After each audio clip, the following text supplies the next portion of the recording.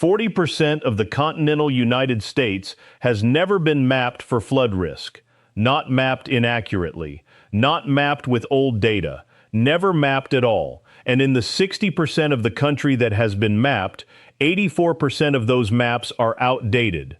6% of them date back to the 1970s and 1980s, drawn in an era before satellite imaging, before modern rainfall records, before the cities that now sit on top of them had even been built.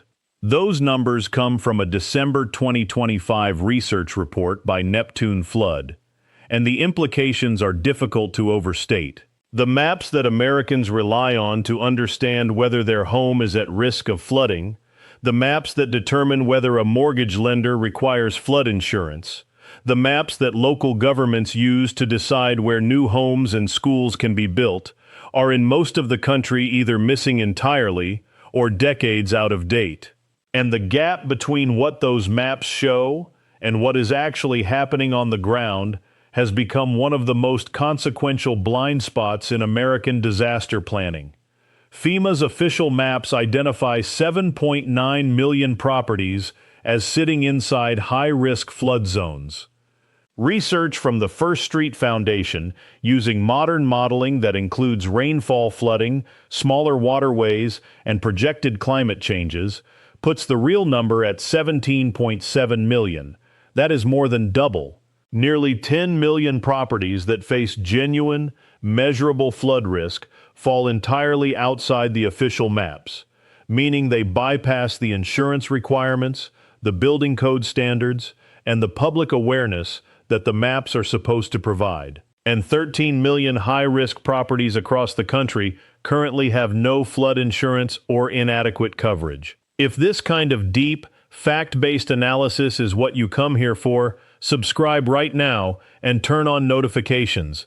We cover every major risk story with this level of detail. Now let me explain why this matters so much more than it might seem on the surface. Because the type of flooding that is growing fastest in the United States is precisely the type that FEMA's maps were never designed to capture. FEMA's flood mapping program was built primarily around two types of flooding: coastal storm surge, where ocean water is pushed onto land by a hurricane or major storm, and riverine flooding, where rivers and large streams overflow their banks after prolonged rainfall. Those are real and serious hazards. But there is a third type of flooding that has been growing sharply in frequency and severity across the country, and it is largely invisible on federal maps. It is called pluvial flooding, and in plain language it means flooding caused directly by rainfall, overwhelming the ground and the drainage systems beneath it, independent of any river or coastline. Picture a neighborhood in a landlocked city, miles from the nearest river, hundreds of miles from the ocean. A severe thunderstorm drops 4 inches of rain in 90 minutes. The storm drains, which were designed decades ago for rainfall intensities that no longer reflect current conditions, cannot keep up.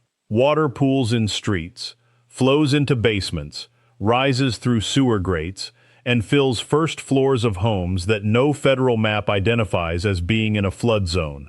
The homeowners have no flood insurance because nobody told them they needed it. Their standard homeowners policy does not cover flood damage. That is not a hypothetical. That is what is happening with increasing regularity across the country, and the data confirms it. In 2025, the National Weather Service issued nearly 4,000 flash flood emergency warnings in just the first 7 months of the year, a record pace. Zurich Insurance reported that more than 50% of its flood claims are now occurring in areas designated outside the 500-year floodplain by FEMA. FEMA's own data shows that 29% of all National Flood Insurance Program claims between 2014 and 2024 came from properties outside high-risk flood zones. After Hurricane Debby in 2024, a First Street Foundation analysis estimated that 78% of the flooded properties were outside FEMA's designated high-risk zones. Let those numbers settle for a moment. Nearly a third of the people who filed federal flood insurance claims over the past decade were in locations the official maps said were not high risk, and the majority of properties that actually flooded during a specific named storm were in places the map said should not flood at all. The reason this keeps happening comes down to two compounding problems. The first is that the maps do not account for how the country has changed. The average time for FEMA to develop and finalize a new flood map is 7 years. By the time a map is released, it may already be outdated. In the meantime, cities have expanded. Farmland has been paved over. Impervious surfaces, concrete, asphalt, rooftops, have replaced soil that used to absorb rainfall. The drainage systems beneath those new developments were designed for a climate and a rainfall pattern that no longer exist. A 2025 urban flood modeling study found that a majority of stormwater drainage networks in U.S. cities now exceed capacity during moderate to severe rainfall events, significantly increasing surface flooding even during non-catastrophic storms. The second problem is that the fastest growing communities in the country are often in areas with the least flood mapping coverage. The Neptune research found that some inland and fast-growing regions have 5 to 8 times more high-risk properties than FEMA identifies, yet they show among the lowest levels of flood insurance adoption. Between 2019 and 2023 alone, more than 211,000 new homes were built in high-risk flood areas that FEMA's maps do not identify as high risk. Those homes were sold to buyers who had no reason to believe they were in danger. Their lenders did not require flood insurance. Their local building codes did not require flood-resistant construction. And nobody handed them a brochure that said the ground beneath their new home has a meaningful chance of being underwater during a heavy rainstorm. Hurricane Helene in September of 2024 was the single most devastating illustration of what happens when inland flood risk is underestimated. Helene made landfall in Florida as a Category 4 hurricane, but the deadliest impacts occurred hundreds of miles from the coast. Of the storm's 175 direct fatalities, 94 were caused by freshwater flooding, overwhelmingly in the mountains of western North Carolina. 77 people died in a region that most Americans would never associate with hurricane danger. Streams that had never flooded in living memory became raging torrents as 20 inches of rain fell on steep terrain. Entire neighborhoods were swept away. Roads were destroyed. Communities were cut off for days. Helene was classified by researchers as the deadliest inland hurricane on record in the United States, surpassing Hurricane Agnes in 1972. The people who died were not on a beach. They were not in a storm surge zone. They were in mountain communities, many of them in homes that FEMA's maps showed as having no significant flood risk. And few of them had flood insurance. Now here is the part that I think deserves direct, honest attention, because it is the piece that turns a mapping problem into a financial catastrophe for millions of families.